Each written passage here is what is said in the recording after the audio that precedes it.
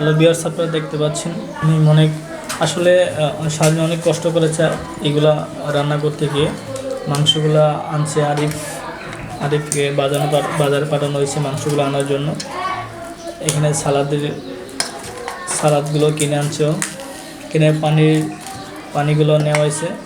প্রতিজনে একটা করে বোতল দেওয়া হচ্ছে। তো এই কাজে আমাদেরকে অবশ্যই আরিফ আমাদেরকে অনেক হেল্প করেছে বা হেল্প করতেছে এখন পর্যন্ত।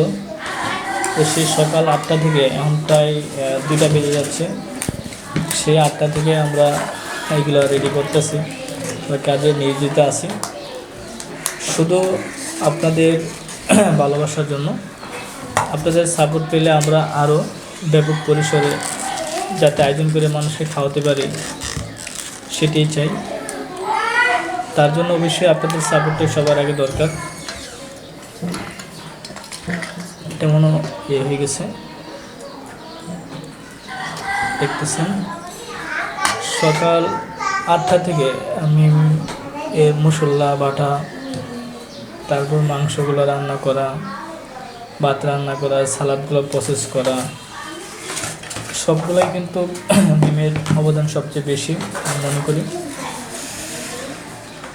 মিম হচ্ছে আমাদের কাজিন। অনেকে আমাকে কমেন্ট করছে, ভাইয়া মিম আফরোজ হচ্ছে আমার কাজিন। অনেকটা মিষ্টি মেয়ে।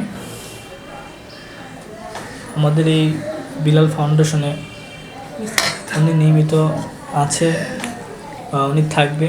যদি আপনারা সাপোর্ট দেন, আপনাদের ভালোবাসা পাই, অবশ্যই থাকবে। এবং এসব মানবতার কাজের জন্য নিজেকে উৎসর্গ করে এবং সে পায় বলে, ভাই আমি যখন এসব কাজগুলো করি সত্যি অনেক ভালো লাগে। কিন্তু মাঝে মধ্যে ওকে আমি তার বিনিময়ে কিছু দিতে চাই, কিন্তু সত্যিকারে তো নিতে চাই না। ও সত্যি অনেক আন্তরিক।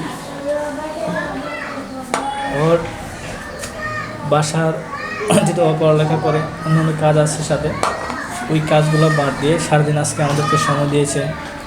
আবার যখন আমরা এগুলো মানুষকে বিলি করে দিব, আপনারা দেখতে পারবেন, ওইখানেও আমাদের সাথে থাকবে, সঙ্গ দিবে। দেখতে পাচ্ছেন আসলে অনেক সময় লাগে।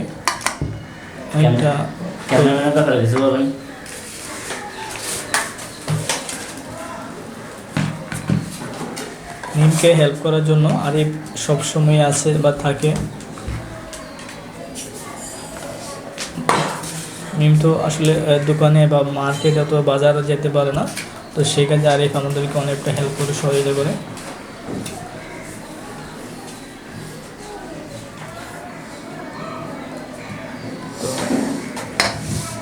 আসলে লেট হয়ে যাচ্ছে, এখানে আমরা অনেকটা তাড়াহুড়ো করে করতেছি, কারণ দুপুর খাবার পের হয়ে গেলে আসলে এই খাবারগুলো দেওয়ার কোনো মানে হবে না। তো সময়টা হচ্ছে এখানে গুরুত্বপূর্ণ। আমরা সময়ের সাথে খেয়াল রেখে কিন্তু খাবারটা আয়োজন করতেছি। যদি আমরা যত সময় যদি খাবারটা তুলে দিতে না পারি, তাহলে আমাদের এত কষ্ট, এত টাকা দিয়ে আমরা খাবারগুলো আয়োজন করেছি, সবই বিতা যাবে।